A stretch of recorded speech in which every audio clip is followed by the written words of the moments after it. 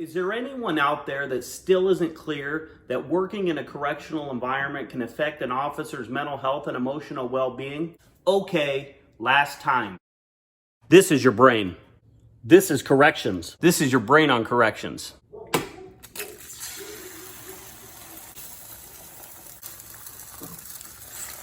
Any questions? Yeah. All right. Yeah. Hey. Yeah. Whew. Yeah. If you're not careful, if you're not prepared, working inside of a correctional environment can change you. It can have a severe negative effect on your mental health and emotional well-being. If you don't acknowledge that, if you don't prepare for that, it finds a way to follow you home. In this video, I'll share with you 4 ways that you can prepare yourself emotionally should this profession permeate your personal life. In corrections, we dedicate a great deal of our resources and our planning to our physical safety while on the job. We write policies and make alterations to the building to maintain that level of security. We hold fire drills and severe weather drills and mass casualty drills. We learn to defend ourselves in case of an inmate attack, in case of a physical attack, and how to respond to medical emergencies. But what we don't drill for, what we seem less concerned about, is our emotional safety. See, what they don't tell us in the academy is that we're going to be under constant attack every second of every shift for the duration of our career. What they fail to mention, what was left out in the brochure that they handed us when we applied for this job, is that working in the correctional environment will change you. Spend a couple of minutes talking to a correctional officer, or better yet, talk to that correctional officer's friends and family. Ask them if their loved one, if their friend has changed at all. Ask them if their loved one is irritated all the time, or if they are tired. Ask them if their loved one avoids going out in public. Ask them if when they go out to dinner, do they have to sit in a certain spot to feel comfortable? Go ahead, ask them. I'll wait. So what did they say? If you were to ask my family, they would tell you that there are days that they have to walk on eggshells around me. They will tell you that there are days when I am upset for no apparent reason.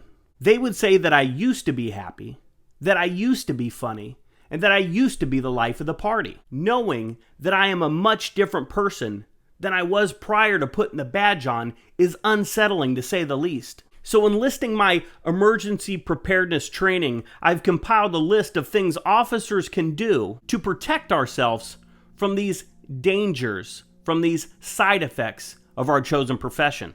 Number 1, you have to pay attention to the traditional warning signs. Any correctional officer who has spent any significant amount of time inside of a correctional facility can tell you when something isn't right. We can't always put our finger on it, but we can feel it. We just know. It may be too quiet, or it may be too loud, or it may be that all the Hispanic inmates are congregated on one side of the housing unit and all of the white inmates are congregated on the other. It may be as simple as that guy in room 16 that has been sitting in a chair quietly outside of his housing unit for the last 60 days didn't come out for rec today. Warning signs such as these should prompt us to do extra rounds, to engage in conversation with the inmate population. We see the potential of a problem and we act accordingly. This type of situational awareness is a necessity for us to survive in this environment. But we need to be as aware of the internal warning signs as we are the external warning signs. Meaning we have to pay attention to that little voice inside of our head that says, that really bothered me, or I'm not okay with this. The things that we're exposed to on a daily basis should bother us. We shouldn't be okay with all of the things that we see and say and have to do. If we don't learn to acknowledge that, if we don't learn to process that trauma, because that's what it is, if we don't actively combat or fight the negative side effects of this profession, we will eventually succumb. We will eventually be overwhelmed by its power, by its influence. Number 2. Recognizing your hot issues, your hot buttons. In emergency preparedness, a hot issue is anything that would cause the inmates to react in a negative or violent manner. For example, locking down the housing unit early without warning could trigger a negative response from the inmates assigned to that area. Canceling visits or taking away phone time or an issue with the commissary can and usually does trigger a negative response from the inmate population. It's the same with us. There are times when we want to be surrounded by family and friends, and there are times when we just want to sit on the couch and do nothing.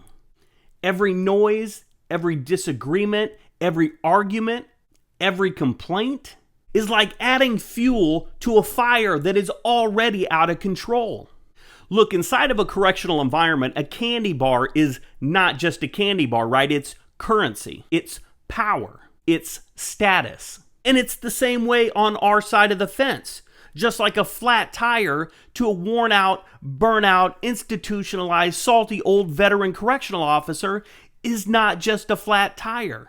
It's just another example of another thing that has or will go wrong today. Understanding and recognizing your hot issues, your triggers, can help you avoid them. If you're having a bad day and you don't feel like going to that family function, then don't go. If you go and you don't feel like talking to your sister's new boyfriend because he reminds you of an inmate, then don't talk to him. Number 3, be proactive. Correctional officers are, by nature, very proactive. We see the potential for problem and we act accordingly. If the day room is too loud, we pay attention. If it's too quiet, we make extra rounds. There have been thousands of thefts and assaults and suicides that have not happened because correctional officers were being proactive. So now we need to do the same thing for ourselves, for our mental health and emotional well-being. We need to recognize the potential for a problem if we don't take care of ourselves. We need to have an outlet. We need to have something outside of the wonderful world of corrections that is positive and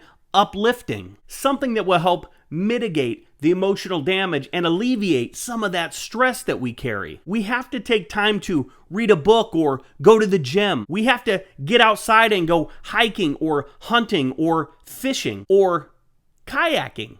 Look, it really doesn't matter what we do. We just have to do something. If we don't do anything, if we aren't proactive, if we don't take some time to decompress and recharge our batteries, the symptoms of this environment, the symptoms of our fatigue will eventually overwhelm us. Number 4, you cannot be a self-fulfilling prophecy. A correctional facility can be a dark and violent place. Crazy and terrible things are going to happen inside of those walls. But if we let that thought consume us, if we report to our posts positive that we're going to have a bad night, then guess what? You're going to have a bad night. The same goes for that family get-together and your sister's new boyfriend. If you show up to the party and you're pissed off and you're looking for a fight, then guess what? You're going to find a fight. Just like we set the tone in our respective facilities, we can set the tone in our household, in our personal life as well. For example, if you know that you have to go to Walmart on a Saturday afternoon, just embrace it. It's going to be crowded and you're going to bump into somebody who's a little bit rude. The lines are going to be super long and ridiculous, but just enjoy it. Just prepare yourself a little bit. Take a deep breath. Sit back and enjoy watching everybody else in that store freak out and be miserable. There will always be obstacles in your path. You can't control that. As much as we want to, you can't control that. But what you can control is how you react to the things that you can't control. By being proactive, by paying attention to the traditional warning sign, by recognizing and understanding your triggers, and by not damning yourself with negative thinking, you will be better prepared to handle whatever it is the universe throws at you. You got this. You are confident and competent, and you have walked much harder beats than a Walmart on a Saturday afternoon. If you liked this video, if you found value in this video, please consider subscribing to my channel. Share this video with a friend that you think may be interested in the content that we're producing here. I'll be releasing a video every Wednesday with content concerning the wonderful world of corrections with a focus on highlighting and fighting the emotional danger and psychological damage that officers can endure while working inside of the walls and the wire. And if you're on Facebook, I host a live podcast every Saturday night at 9 p.m. Central Standard Time called The Saturday Night Synopsis. and I'll put a link to my Facebook page in the description below. Me and a guest tackle topics like trauma and the toll that it could take on an officer's mental health and emotional well-being. The mission here and over there on the Facebook page is to shatter the stigma that surrounds our mental health and well-being when we reach out, when we seek help.